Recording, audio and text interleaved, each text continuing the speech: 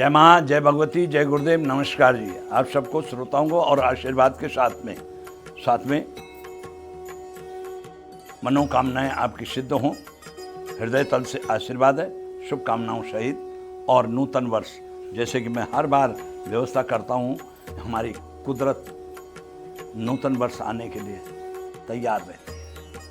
हर तरह से फसलें तैयार हैं, सब कुछ है, किसान खुश है, देश खुश है, सारी चीज़ें हैं। और इतनी खुशी होती है फसल कटने तो मेघ भी गरजने लगते हैं। हाँ भाई, अंदर तो सब आने लगते हैं, इंद्रदेव वगैरह सब प्रसन्न हैं। चलिए, आज हम आ रहे हैं माँ काली, अर्थात 7वां दिन काल है ना। जैसे कि आपने मंत्र में सुनाई है, प्रथम शैलपुत्री च द्वितीयम ब्रह्मचारिणी तृतीयम चंद्रघंटे ते कुष्मांडे चतुर्थम पंचम स्कन्माते ते षष्ठम कात्यायन सप्तम कालरात्रि च महागौरी चाष्टकम नवम सिद्धिदात्रे न दुर्गा प्रकीर्तिता। बहुत ही सुंदर वर्ण है। काली, काली बार बार आता है ना। और काली को बलि भी चाहिए होती है। बलि शब्द जो है अलग करने को कहते हैं, पशु बलि नहीं है। ध्यान दीजिएगा, शास्त्रों को सही से पढ़िए। पशु स्वरूपेण, आखिर हमारे यहां कुदरत ने एक फल दिया है जिसे हम नारियल कहते हैं। त्रिनेत्रधारी महाबलिष्ठो न शिवो न विष्णु, नारियल के लिए कहा, 3 नेत्र है उसमें और अंदर जल है। प्रकृति का नियम देखिए कितना सशक्त है वो।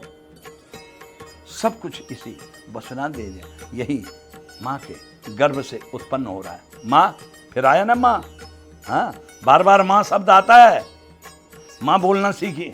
धरती माँ, भारत माँ, माँ जिसने मुझे जन्म दिया। और यही बाद में काल रात्रि के रूप में, काल समय के लिए भी कहा गया है। काल समय के लिए भी कहा गया है। हाँ, इसलिए मैंने अपने नेत्र घुमाए सब तरह। आप समझ गए होंगे मैं काल चक्र के ओर झांक रहा था, देख रहा था। तो नहीं, माँ काली के हाथ में आप देखते होंगे क्या है, खड्ग इत्यादि है, मालाएं मुंड माल है, तमाम तरह की दैत्यों को करते। इसके जैसे कि मैं पहले बता चुका हूँ, फिर से बता रहा हूँ। आज मैं आप लोगों को फिर से पूरे नवरात्रों का एक छोटा सा विवरण दे रहा हूँ। मैंने जैसे बताया 4 नवरात्र होते हैं और 4 में से एक और है जिसे बहुत ही कम लोग जानते हैं, लेकिन केवल देवभूमि उत्तराखंड में इसे अवश्य मनाया जाता है। बाकी आप लोग भी मनाते हैं, ऐसा नहीं है कि नहीं मनाते होंगे। तो जैसे बसंत ऋतु में चैत्र वासंतीय, ये प्रत्यक्ष नवरात्र हुआ। शारदीय नवरात्र, कार्तिक के बाद जो आश्विन मास आता है ना। तो आपके स्टूडियो में कुछ लोग भी बैठे हुए हूं, हाँ भी कर रहे हैं। हाँ, पक्की बात है भाई, स्टूडियो में बैठे हुए हैं। लेकिन हम इनको प्रश्न कर रहे हैं कि भैया अगर कोई बढ़िया है भक्तजन जय मां बोल दे तो अच्छी बात है, बोल, आगे समय दिया जाएगा। आप भी उतावले हो रहे हैं ना, आप देख रहे हैं उतावले हो रहे हैं। हाँ, कि जय मां। तो जो शारदीय जाने में आता है उसको हम शारदीय नवरात्र, वो भी प्रत्यक्ष नवरात्र है। इसके बाद आता है आषाढ़ में एक, और एक आता है पूष में होता है। तो ये जो 2 होते हैं मार्गशीर्ष में, इसको हम गुप्त नवरात्र के रूप में जानते हैं। गुप्त, हाँ, इसमें 10 विद्याओं का रूप आता है। आप ललिता चालीसा पढ़िए, उसमें हमने ये सारे दे रहे हैं। इस नवरात्र के देवियों का भी उसमें भी दे रहा हमारे गुरुदेव डॉक्टर जितेंद्र चंद्र भारती जी की असीम कृपा, और उन्हीं से मुझे शक्तिपात दीक्षा मिली। शक्तिपात कहते हैं जैसे वज्रपात होता है, ऐसे शक्तिपात। चलिए, इसमें भी मैं थोड़ा सा विषय से हट रहा हूं।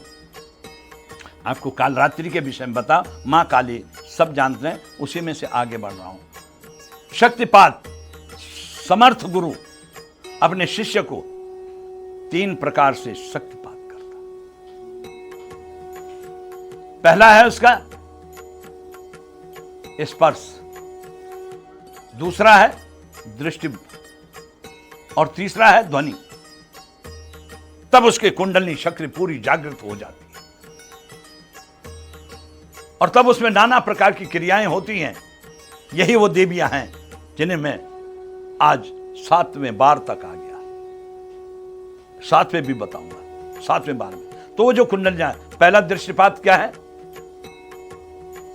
और स्पर्श क्या है और ध्वनि क्या है। पहले आ जाते हैं हम स्पर्श पे।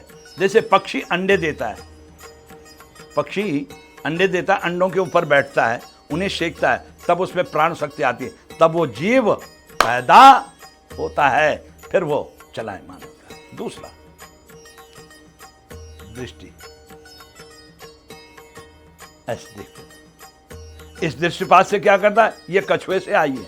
कछुआ अंडे देता है और दूर हटता है, ये नहीं बहुत दूर, ऐसे नहीं कि कहीं से हम माइक से बोलें, ये नहीं है, स्पर्श टच करते हैं आप, ठीक।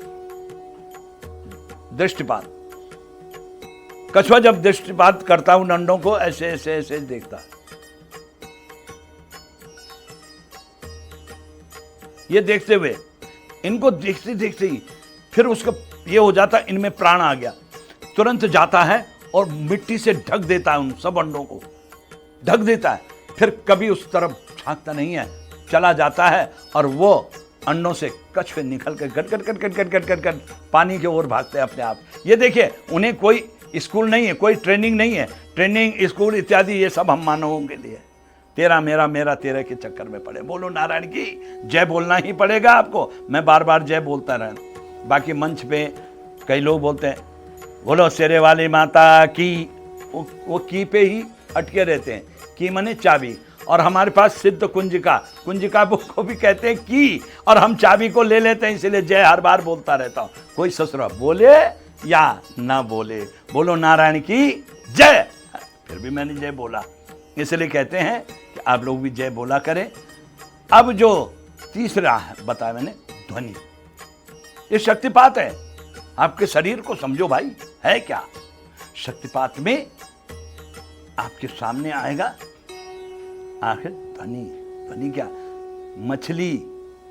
मछली अंडे देती है तालाब में, स्थिर जल में, और अंडे देने के बाद उन सर एक अंडे के पीछे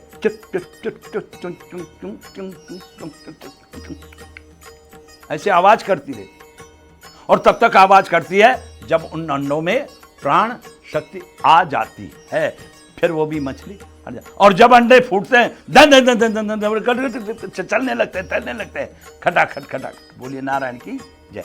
ये है मां की शक्ति का उत्पत्ति। देखिए वहां भी मां है, मछली भी मां थी, मादा ने भी मां दिया, मुर्गी ने भी बच्चे दिए, अच्छे दिए, तो मां उत्पन्न करने वाला था, पालन पोषण करने वाला भी। और वही पक्षियों को देखते होंगे, चिड़िया मुंह में डाल रहे हैं, वो डाल रहे हैं, खिला रहे हैं, फला रहे हैं, कुछ कर रहे हैं, लेकिन हम मानव को बहुत टाइम लगता रहे, तेरे मेरे मेरे तेरे के चक्कर में पड़ जाते हैं। बोलो नारायण की। और आज हम बोले नारायणी की जय। नारायणी काली। अब काली का एक रूप और बताऊं, यही जो स्वरूप है हमारा, जब हम पापाचार अत्याचार में बढ़ जाते हैं, तब मां का एक रूप होता है विनाशक रूप। और उस समय आपने एक तीसरा अध्याय में एक सुना होगा, गर्ज गर्ज क्षणम चूड़म मधु यावत पिवामयम। जब वो मधु मदिरा कारण कहते हैं, इस रस में जब वो आ जाती है, तब उसमें ममता नहीं रहती है। मां की अगर ममता हट गई तो फिर सब कुछ सब लोग खत्म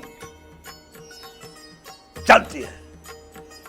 जब देखे पूरा विनाश हो रहा, कुछ बचने वाला नहीं है, तो स्वयं उसके पति अर्थात शिव उसके मार्ग में आ जाते हैं।